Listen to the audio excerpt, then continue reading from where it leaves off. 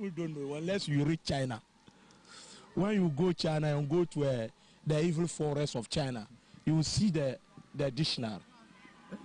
House of folk, they play. How will you describe their house of folk? They cook, but they didn't eat. They cook, but they didn't eat. What did they cook?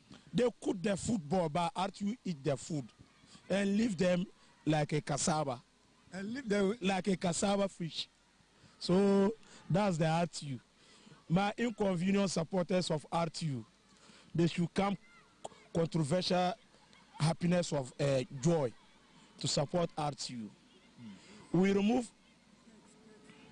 the Lieutenant Colonel GFA President of Kachekureku. Ket Okreku. Yes, Kachekureku. Ket Okreku. Okreku. Ket Okreku. Don't put your dictionary into my dictionary. When I provide it, don't remove my providing. Leave my point and talk. So this is his full name. Ket Simon. Wait. Ket Simon. I want you to mention the full name after me. Ket Simon Edwin Okreku. Yes, Simon Edward Kekureku is the name. He was in the stands. You watched the game till the Yes. Since they born him, he never controversed the football that we play somebody here. The football. Yeah, he has been to Europe. He has watched a lot of games. Even Europe of nation, actually they play like a vegetable food. So you also enjoy the football of the death of the late Lipoura to celebrate their goal. Very finally, many people are accusing you that you claim you are a chief supporter of Real Tamale United, but you can't sing even a single song of Real Tamale United. So I want you to prove them wrong. People of all around, you can hear but you cannot talk. Where you now united. Where you now 1-0 against us.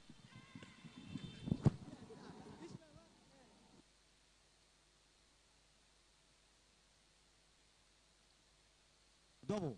First of all, David Abagna Sandan has left Real Tamale United permanently to Sudan.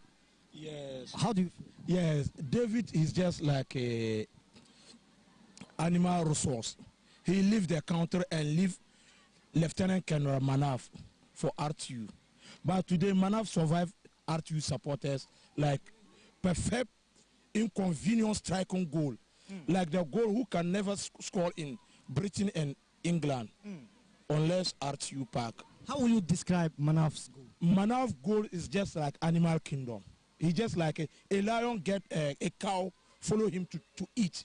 He just like that because lions is running like a AK-47. And Manaf's goal is just like a AK-47. When you play it, it will go like a AK-47. So that's their goal. After Manaf scored the goal, Real Tamale United fans were very excited.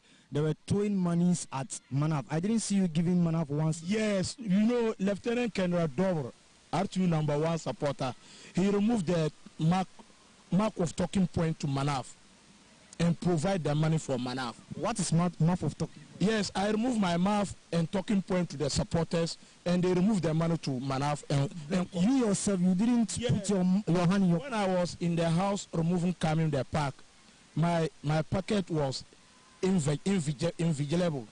What is that? Yes, I put the money and the money fall in the down. I can't find that word in the dictionary. Yes, you can find it when you go and look Physiology of dictionary or gumption. The gumption of dictionary. Gumption of dictionary. What does it mean? That dictionary is from the this country, Old Town. Old Town. Yes, people don't know unless you reach China. When you go China.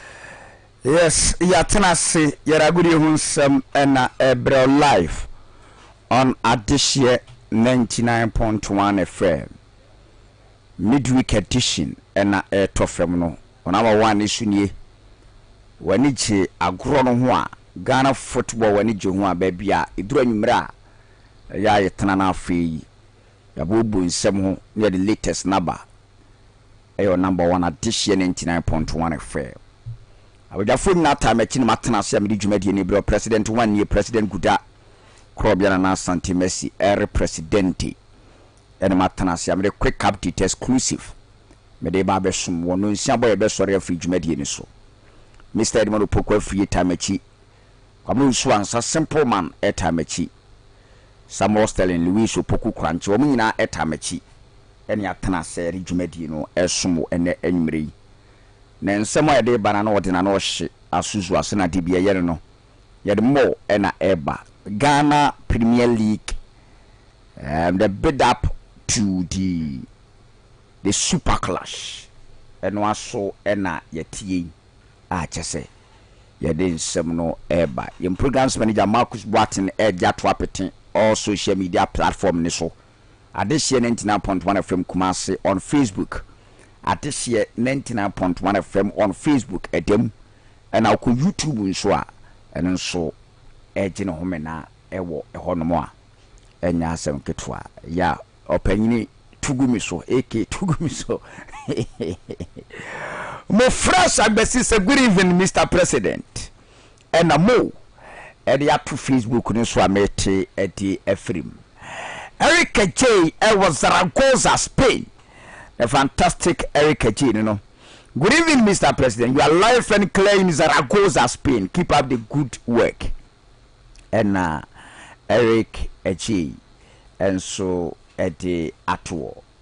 Na Netiana say, okay, you need to have bribe. You have bribe at Fidini so. Your programs when you mamma bribe. Semenye. Na Ms. Smith was his students waiting for our president. Good evening. Yeah. Ms. Smith, no. School for betterness, I know man pay 1 man terms, I know more on beso me yashai. Ms. Smith, no beso ramp and pumanim woko.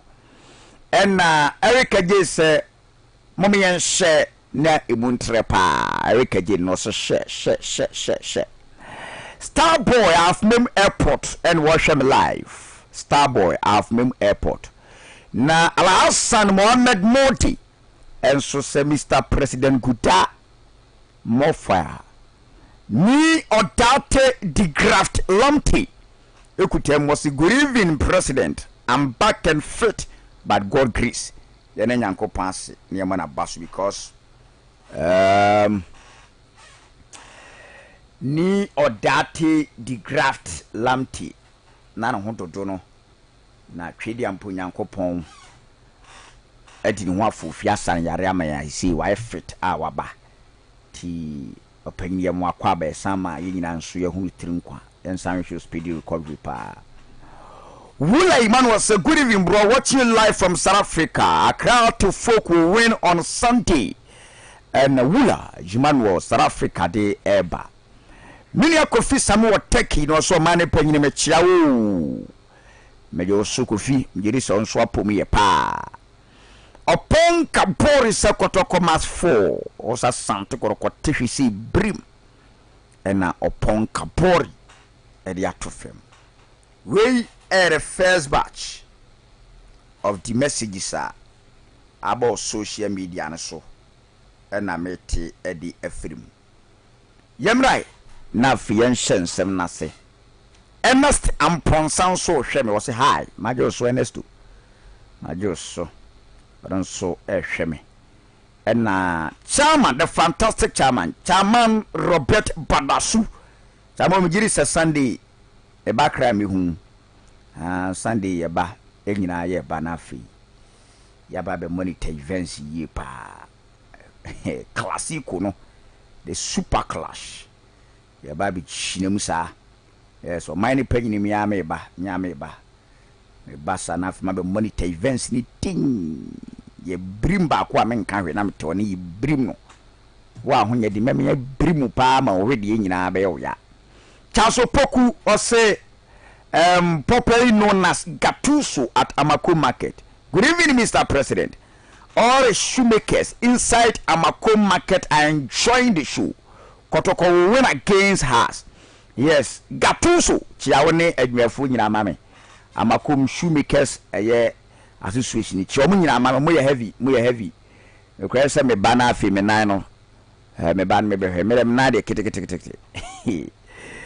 Mami bi fa me mpabo atotwo so enim sa kwara bi dia nam se menye sa de bi o ma ne panyime na we short am de abonu wi ase no o ma me no me bo ba ko abewu Be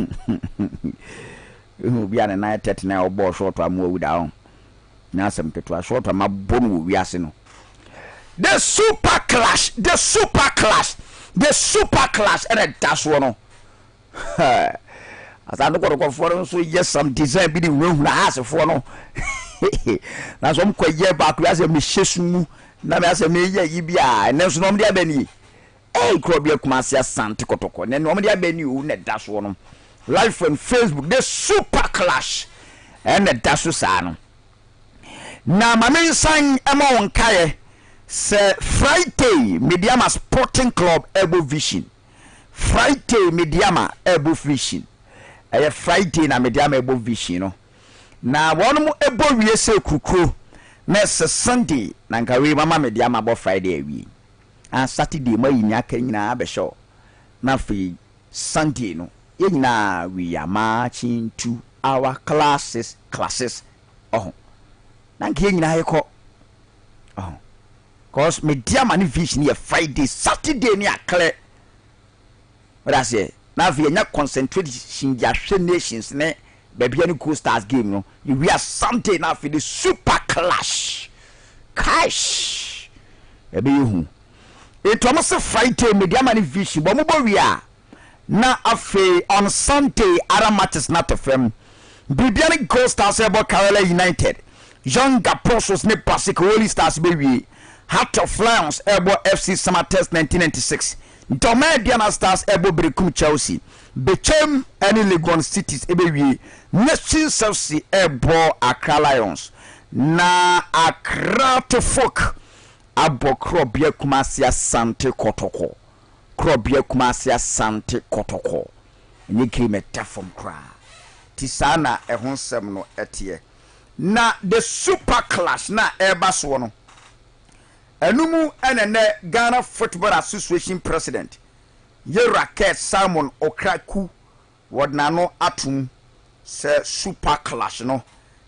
Me kemwa anobeshi wasi ye to yempu.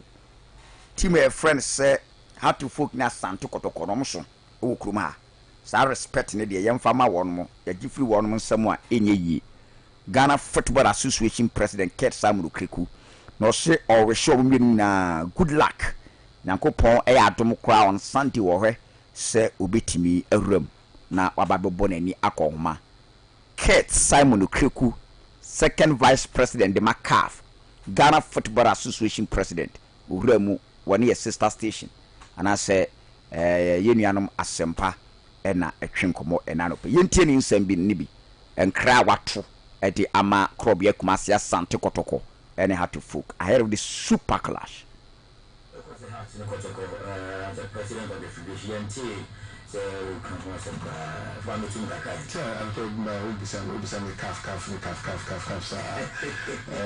I'm Sunday has Nikotoko, obviously, is one of the biggest, if not the biggest, fish or domestic calendar. So, and I think so. Two teams in varied and varying stories to tell in the build-up to the game. Already, me say two teams now started promote to game. A game and a game my satisfaction. A game a kind of boom. So we'll be looking up to the game. Sunday in Crying. In Crying Sports Stadium. I wish both teams the very best. Hearts of Folk. I think almost around the same position with yes, and every day we see Sunday. Na FA President, Ghana Football Association President, Ghana Football Association President. Yura Kurt Samuel Kriku na ate se or this Asante na Presido Krebu say Kotoko na has no mmiri nyina the same position ana. President wa update no ho ache. Na picture program dey atusu dey the red definition of the super clash. You are Vincent to do ti no na da ha no. MD anku adi ama na da ha no. Na you are Penkra kwesi ewu anso da ha. Dr. James kwesi apia na da ha no. Cash. Eti Yora ke samu kriku no de na no atum na wa reshi two teams ni good luck se monko na baako nkuku baako wo ho na no tire bisa se the super clash ya yekoboyi eya na referees no tatimi ye no ma bia na moa ese ya tenso se mo de referees ne ka na eya no kre se mo de wono mo ka no so we no kre om de wono mo ka wo mo hwe so mbe settle saade no na o chechirem de nti om de saaka no and that referees need to say referees you do kaka and I said but we are working around the clock to fix it. Again, I say when I have finished serving and I'm gone, your people, your call for more football, so always remember me for my honesty to them. Last year around this time, they actually refused me. Last year around this time, wow, they actually this year, challenges because of non-payment by StarTimes. And that has delayed, that has affected your cash flow. Having said that, I think we have a very good working relationship with all the referees and all our match officials, and the FA will not stop at working towards making sure sometimes people don't know the quantum of money FA is spending on match officials. Don't forget, over Premier League now, GFA and match officials. Ghana Football Association President Yerake Samuel Kreku and I watch him say no crash over the referees nika ahead of the super clash. Now see the into Makodu omo Kenya and StarTimes. Schedule of StarTimes one guess what de ba no de clear sakan. And a StarTimes for no so no. Omo so ni kitadran omo nya release ade no. Na o say one mo ebetua. One mo ebetua. O say omo ne officials no good relationship. But president the women say more Ghana Football Association dey mo no more good relationship wa. Enye obi asem. Say omo de moka modo omoka ena muntua na omo sister omo mu good relationship muntu omo fo no ba bia league na koduru no ba bia league na koduru because me bo voice na to aso ab kan ya be duru se na nsan what say yes concern one of referees be the krata ba nya no kre referees omo no ya adwuma ni nyina ade omo ye intact omo no relationship no ye kama to referees no according to Ghana Football Association president say omo betua moka no so mo no mo relationship no ye kama mo kre ka no mo de mo no enhamo eti enhamo de a mo ma game ni die nya akono ba bia ya duru no especially the super clash no kre sai ba so no me gina mfinfi wo na me ye rough e me gina mfinfi wo na ma me ye rough me di agro bia wo mfinfi wo ye ntwa aka na we na ntimi ni atenafie e ma me gina mfinfi ni sabi e me di foolish. Was the Ghana Football Association president no admit it from the moka initially nko be kase kakra na o ye hu se da bi e ka na o mo de nya kakra na o se ye do mo ka mpa me gitu ye do mo ka na me no mo good relationship at se bibia e kama the good relationship no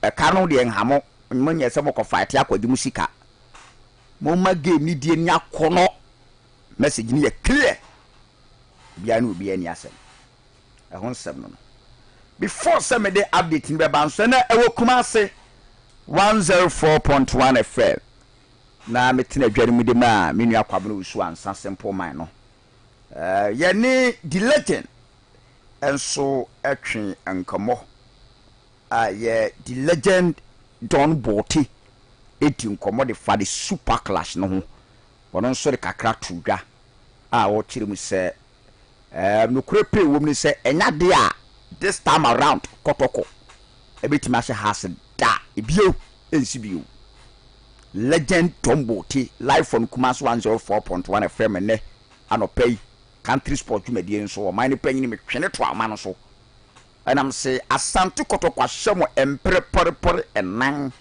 o so be ni mprenum na nyame adom on Sunday kotoko be wi no se o man ni panyini e na da ho anya de be sie nsi bio Sunday ubonu say yes me domboti me kan yetie El Haji Duof ti wo se kwasiada wu se Asante kotoko e se hatu folk embrenu wu sa de NC wo mi papa ni NC wo coach Fatare Duda na dia Asante kotoko e make it 5th time NC se wo ma di mu sa omumbra no mu be kotoko for operation 18 points omo je dia kwaji league no na 18 no has the any shima te so omo so 3 points ni kejua government kan na no omo 19 omo ba be give your touch no no what see NC only say league ni Europe league ni Europe absolutely okay je sais les choses moyen de league là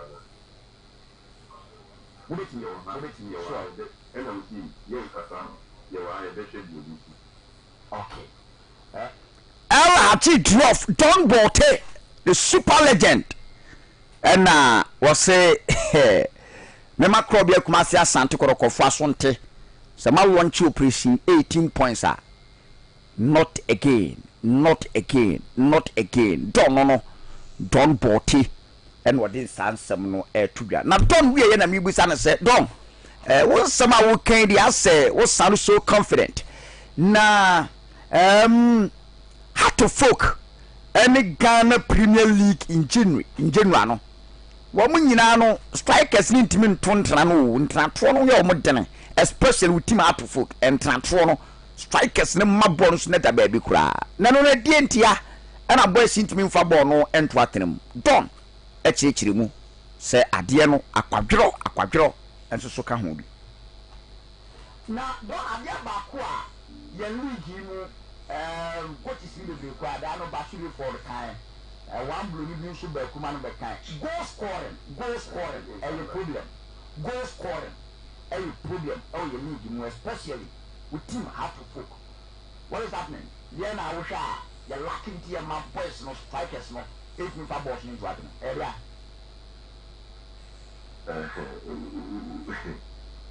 yeah ube mu kaka ni kan me ka ube mu kaka nanti any answer bet me amo ebi akwa na voice bi ti no mo start na wetma but go score no problem mikra times ni no fit musu na coach ni mo ye especially coach yo Abubakar Tara yeah CFM strikers no mo working in that they bia oni mo ye they be ordinary so strikers na they be ordinary so okay since I buy since I me say what about the party man sure they be ordinary strikers so okay how to score how to shoot how to do this how to move how to stand here see you see they be and no akra sa okay 3 days today sa what you say yeah Promokasa officer will say ade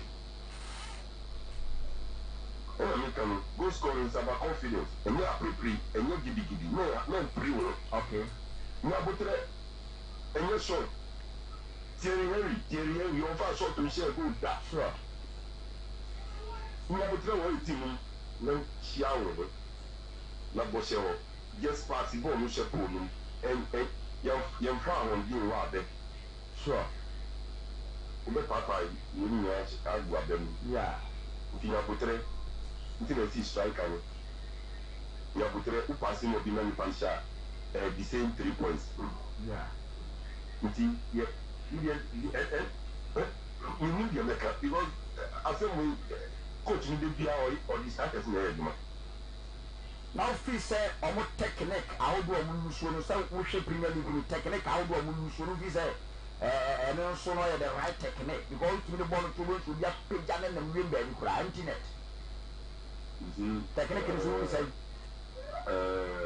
well me nkwala no mo an omo as a players yeah people be asking sure because my body that my father okay the me ya me this was yeah and me na me di SM cry okay when football say we sorry no partner we yet say Kumasi FM. Yeah. Sure.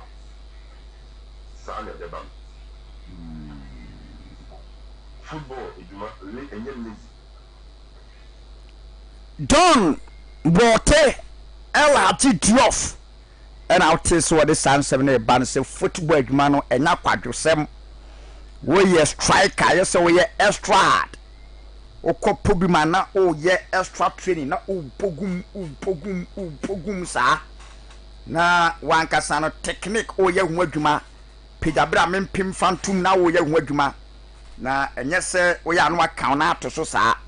Na uhwewiem eba se betima kwa akwa adwene eti Don Bote na ote se wode sansem no ede etudwa kyese ano ehyiye pa ehon sem no now marenka na fe yehwe ne nsoso update efi two teams in the camp eba Asante kotoko omo nso do omo training no midweek de no omo de akwa akogu ayese kotoko e training ne ewo eye adako dache na pede report na me kadane se boys ni nyina awura mu ayese mo etimi etache boss ahodo na Akwasi Asante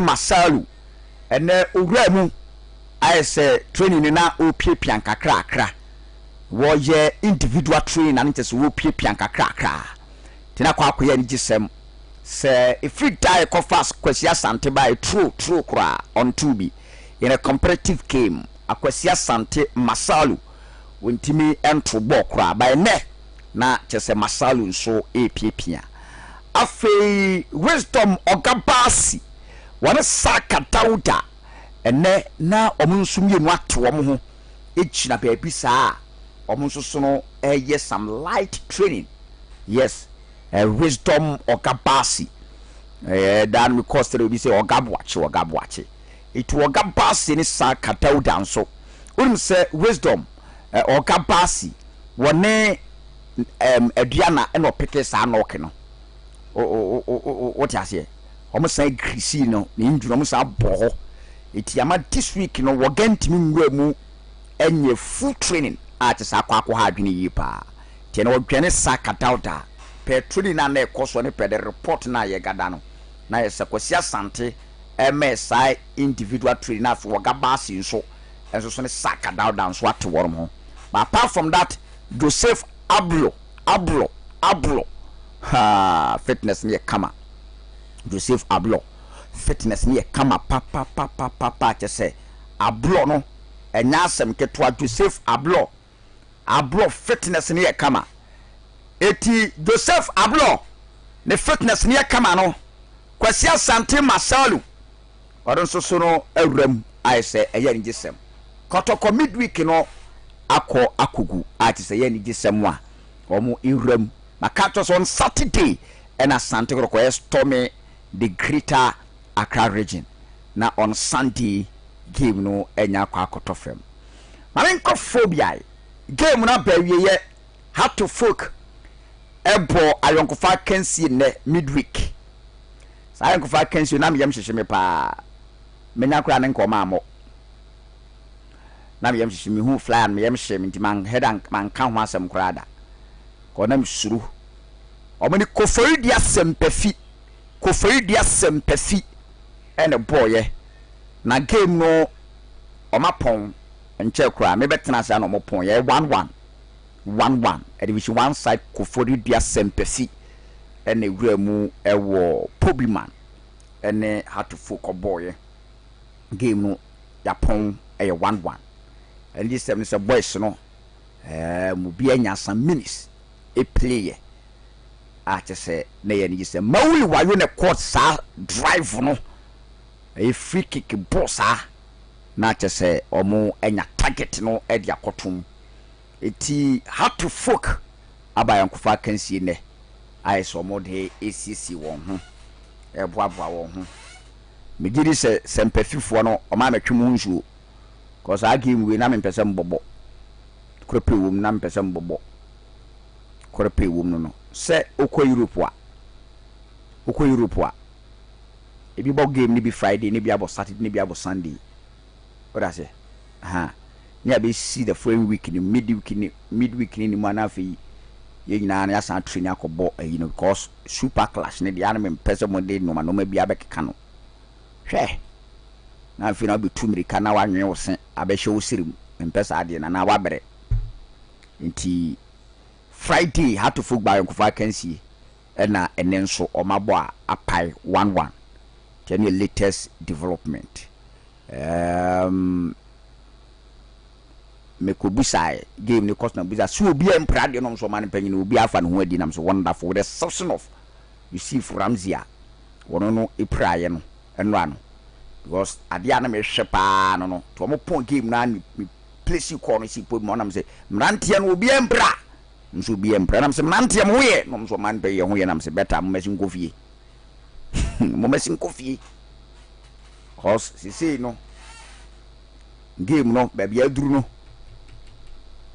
pressure ne da has so da o mo so den dey say korokofo ne de o mo pe league na age by the super clash ne empre 9 ne de pressure no mo na aba beto wo no so akese enye asem ketwa.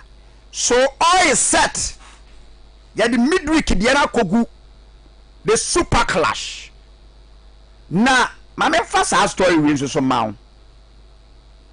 Mame first our story we say so ma. Nyama tie ne say.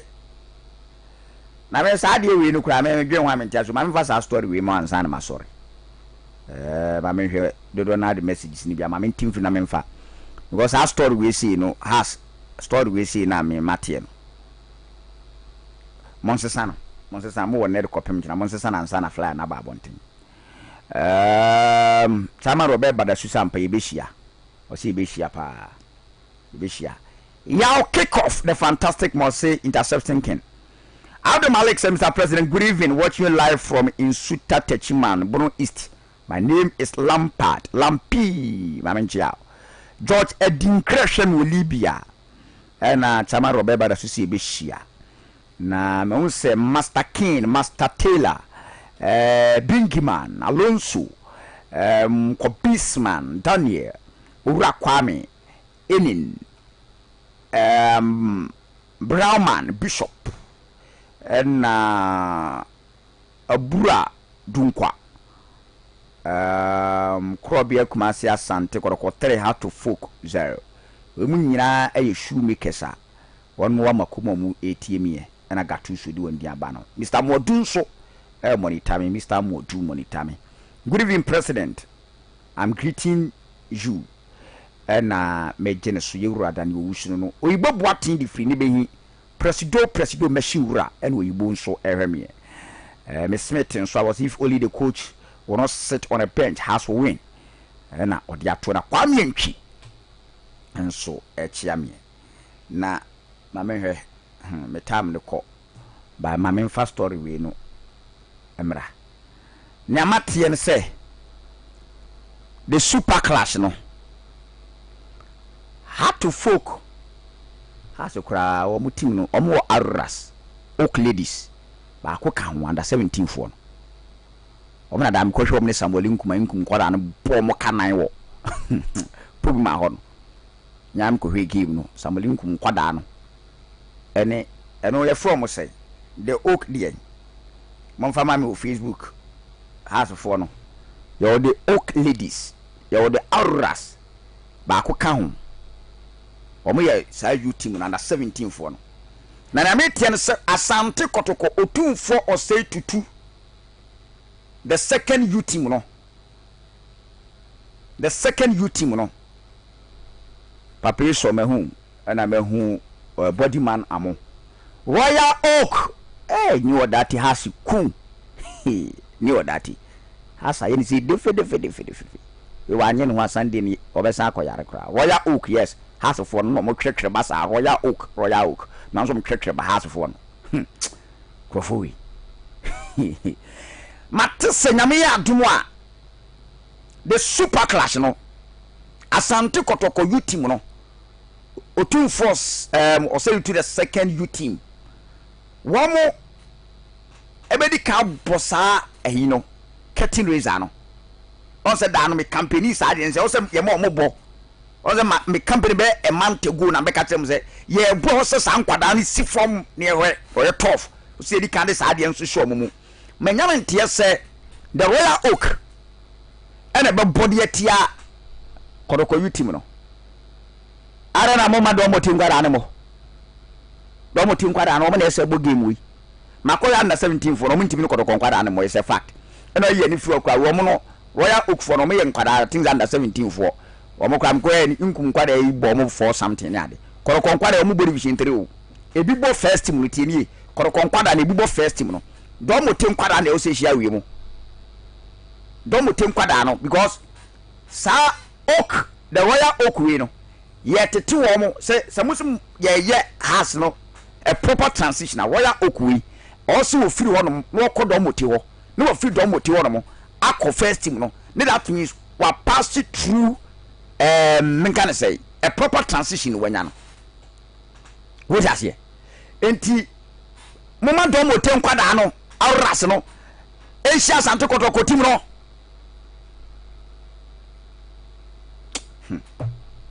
Mini di enti a mo take side decisions under 17 for nene de moment to mo ten kwada no to nyina ha na enya ba ko ano mo game no ko ye ba ho hwe ayi o mo akoda bi Abdul Isa dan ko ayi o mo na bia na mo so ba ma no da wona abo ba 15 16 goals no moment to mo ten kwada no we munya enyeye moment to mo ten kwada no enhia kotoko enkwada no what I say? Eti monya ne sa ko kwara no Super League Super League cutting razor ya especially you postpone game no you postpone game no cutting razor you postpone game no ko kwara no division 3 Super League no mbare bobo no very simple mama we mu hia we mu ni hu isu na from dem kwara bi be gyan dia ko fo be show mu 80 I'm telling you be show mu 80 and so much nkwada bi wa ya bo mo 6 obaba ya Sport Stadium ha division 1 fo nko fa kati reze bi we no mo awie o mo kra menim dentia me kasa asem we si no mo ma do mo tin kwada ni hia wo 2-4 say to the second you team no mo ma mo hia wo mo wa won hwe the Royal Oak for no de makohwe wo mo de mo fom wo fom pa makohwe wo mo de mo fom pa me da me call put mine no mo ni ayi the friend is Samuel Nkum under 17 bo nkum kwada na che wo mo hwa pu ma hwa bo mo I think 5 or 6